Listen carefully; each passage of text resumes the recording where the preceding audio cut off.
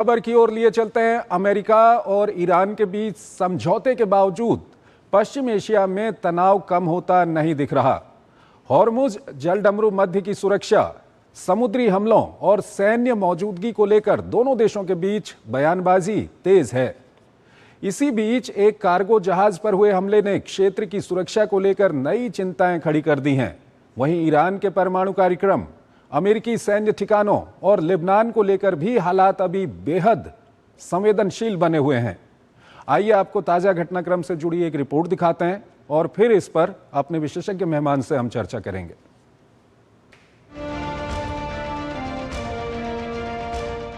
America Iran के बीच हुए समझौते को लेकर दोनों पक्षों की ओर से दिए जा रहे विरोधाभासी बयानों से अंदाजा लगाना मुश्किल नहीं है कि क्षेत्र की स्थिति अभी भी नाजुक बनी हुई है। तेहरान ने एक बार फिर कहा है कि समझौते के अनुसार हॉर्मुज और उसके आसपास के समुद्री क्षेत्रों की सुरक्षा ईरान और ओमान की जिम्मेदारी होगी।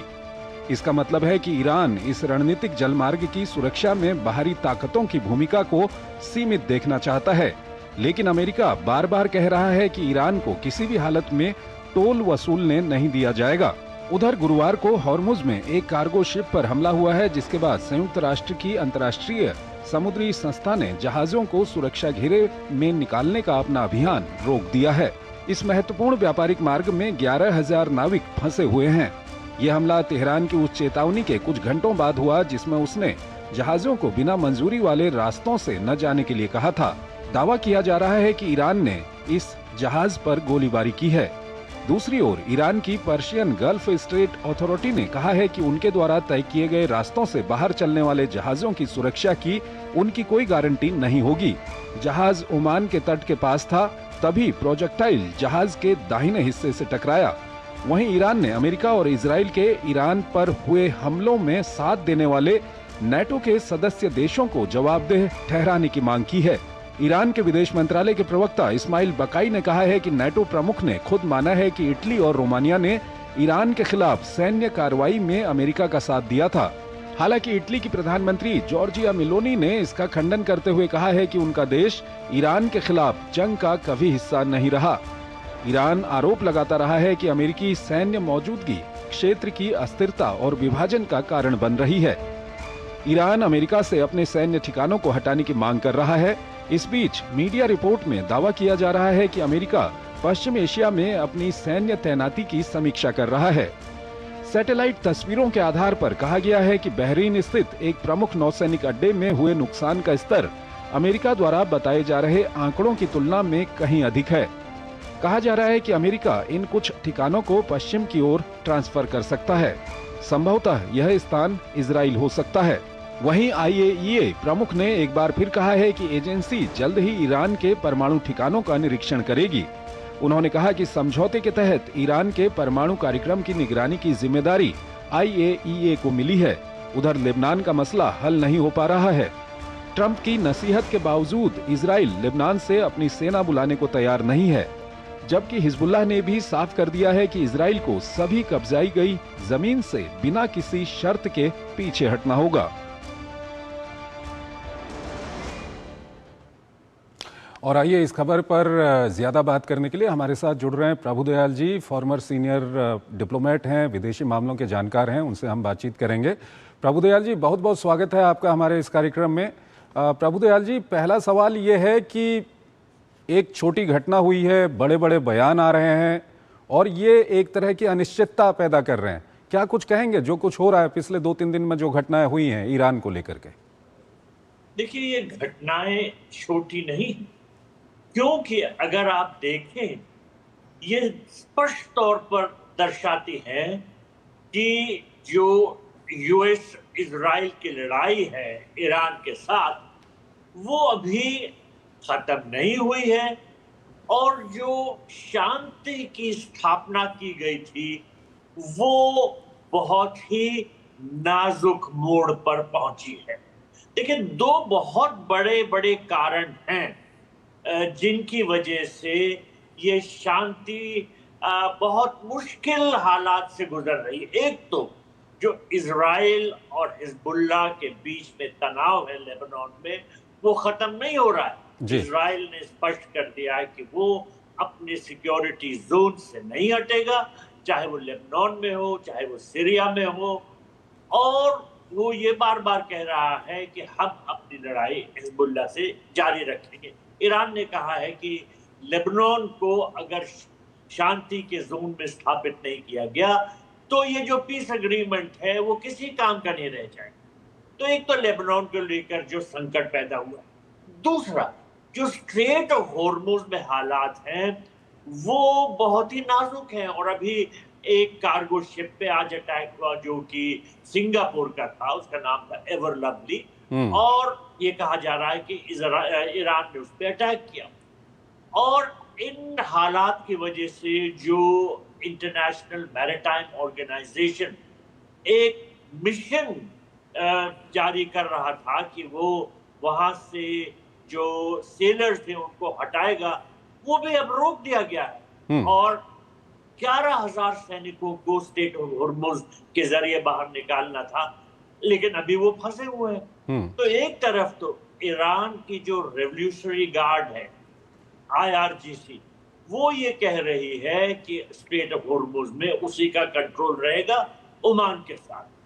प्रभुदयाल जी, लेकिन प्रभुदयाल जी, जब ये समझौता हुआ था वहां पर ये साफ कर दिया गया था कि स्ट्रेट ऑफ हॉर्मुज को पूरी तरह से फ्री रखा जाएगा नेविगेशन के लिए और वहां पर किसी तरह की कोई बंदिशें नहीं होंगी। अब ईरान और ओमान मिलकर वहां पर नई नई कंडीशंस की बात कर रहे हैं, इसको आप ये कितना मुश्किल पैदा कर सकता है आने वाले दिनों के लिए? देखिए, ओमान तो कभी कोई नई शर्त नहीं पैदा कर रहा था। ओमान तो अग्री कर रहा था कि वो इस स्ट्रेट ऑफ हॉर्मुज को पूरी तरह वैसे ही रखेगा जैसे पहला था।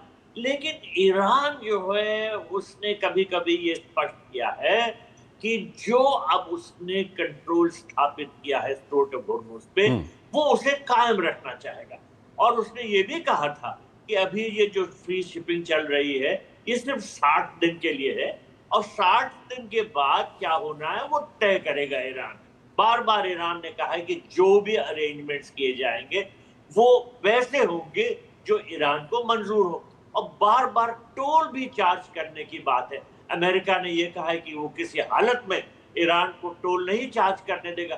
तो ये कुछ ऐसे मुद्दे हैं जिन पे दोनों जो साइड्स हैं उनके बीच में मतभेद कायम है, और उसकी वजह से ये जो शांति है ये बहुत ही फ्रेजाइल कहलाई जाए। प्रभुदयाल जी, जो ईरान की ओर से इस तरह के बयान या इस तरह के नए नए जो कंडीशन से ईरान सामने ला रहा है, ये कहीं अमेरिका के ऊपर दबाव बनाने के लिए तो नहीं है? क्योंकि अभी बातचीत चल रही है ईरान के एसेट्स को डिफ्रीज करने की, ईरान के ऊपर से सैंक्शन हटाने की, इन सब को लेकर के ईरान एक तरह की दबाव की रणनीति तो नहीं अपना रहा यहाँ पर? जी, दोनों साइड्स एक दूसरे पे दबाव की रणनीति दिखाने की कोशिश कर रहे हैं। देखिए, ईरान का ये समझना है कि अमेरिका जो है दबाव में ये पीस एग्रीमेंट कर रहा है। ईरान ये सोचता है कि उसने अमेरिका को इतना कड़ा जवाब दिया है कि अमेरिका शांति को स्थापित करने के लिए मजबूर, और जो भी पीस एग्रीमेंट है ये अमेरिका की मजबूरी दर्शाता है। जिससे ईरान चाहता है कि जो उसको ज्यादा से ज्यादा जो टर्म्स हो वो उसके फायदेमंद हो। तो इस वजह से ये जो एग्रीमेंट है वो अभी पूरी तरह से हुआ कि एक मेमोरेंडम ऑफ अंडरस्टैंडिंग है। एग्रीमेंट पे अब बातचीत चल रही है, और ईरान चाहता है कि फाइनल एग्रीमेंट में वही हो जो ज्यादातर उसके। प्रभुदयाल जी, इसके अलावा ये जो लेबनान और इजराइल के बीच में वहां पर तनाव बना हुआ है हिजबुल्लाह को लेकर के, ये कितना परेशानी पैदा कर रहा है इस पूरे मामले में? देखिए, ये परेशानी का बहुत बड़ा कारण, क्योंकि इजराइल ने तो बार बार ये कहा है कि वो इस पीस एग्रीमेंट में शामिल नहीं है, और उसने कहा है कि हम अपनी सिक्योरिटी देखेंगे सबसे पहले। और इस सिलसिले में वो कहता है कि जो ईरान के प्रॉक्सीज हैं ये उसके लिए बहुत बड़ा खतरा है। तो इस वजह से जो इजराइल है वो हर तरह से ये कोशिश कर रहा है कि ये पीस एग्रीमेंट डिस्टर्ब हो, ये शांति जो बहाल की जा रही है ये नष्ट हो, और वैसा ही हो जैसा इजराइल चाहता है। क्योंकि इजराइल का ये सोचना है कि अगर ईरान पे प्रेशर बना रहे तो ये उसके लिए अच्छा होगा, और प्रेशर बनाने के लिए वो कोशिश करेगा कि ये पीस एग्रीमेंट की तरफ जो बढ़ाव हो रहा है वो रोक दिया जाए। और जी। इसके लिए अगर वो लेबनान में अटैक्स करता है तो वो इजराइल का समझना है कि उसके लिए जरूरी है। लेकिन ले देकर असलियत ये है कि ये पीस एग्रीमेंट बहुत नाजुक दौर से गुजर रहा है। प्रभुदयाल जी, एक सवाल और है कि ईरान की ओर से कहा जा रहा है कि अमेरिका का साथ दिया था इटली ने, रोमानिया ने, इस तरह के देशों ने, तो उनकी जवाबदेही तय करने की बात भी की जा रही है। हालांकि जो इटली की प्रधानमंत्री हैं जॉर्जिया मेलोनी, वो इससे बिल्कुल इसका खंडन कर रही हैं। इसको आप किस तरह से देखते हैं? देखिए, इटली की प्राइम मिनिस्टर और प्रेसिडेंट ट्रंप के बीच में तनाव बहुत बढ़ गए हम्म। और ये तनाव किसी न किसी तरह से आगे आ रहे हैं।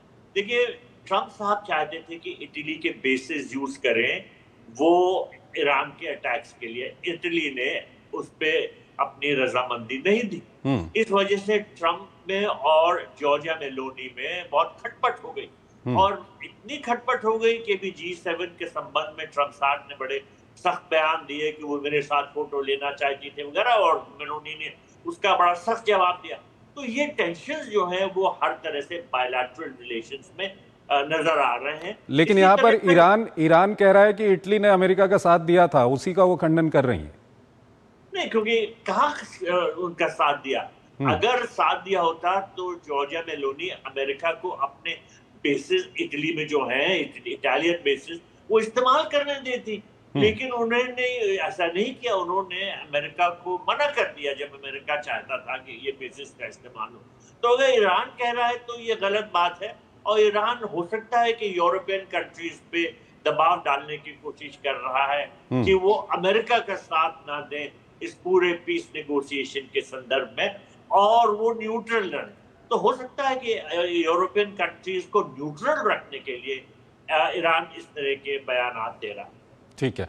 प्रभुदयाल जी, लंबा आपका कूटनीतिक अनुभव रहा है। अब मेमोरेंडम ऑफ अंडरस्टैंडिंग दोनों देशों के बीच में यहाँ पर साइन हुए हैं।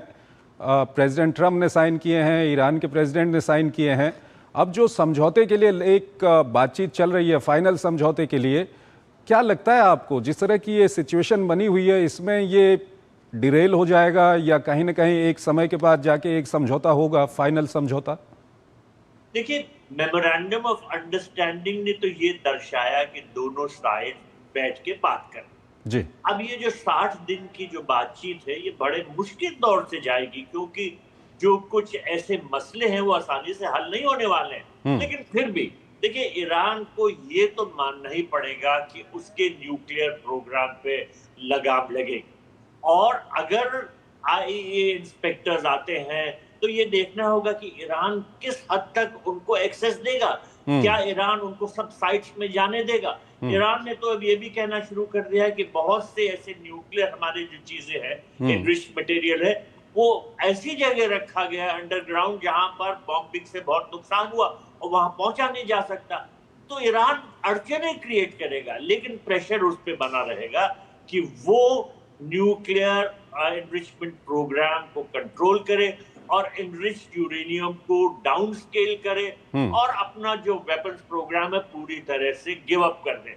ईरान पे प्रेशर जरूर है, लेकिन साथ साथ अमेरिका पे भी बहुत प्रेशर है और अमेरिका जैसा सोचता रहा है कि वो अपनी मनमानी कर सकता है। मुझे लगता है कि ईरान के युद्ध के बाद उसकी सोच में जरूर कुछ रोक लगेगी। ठीक है।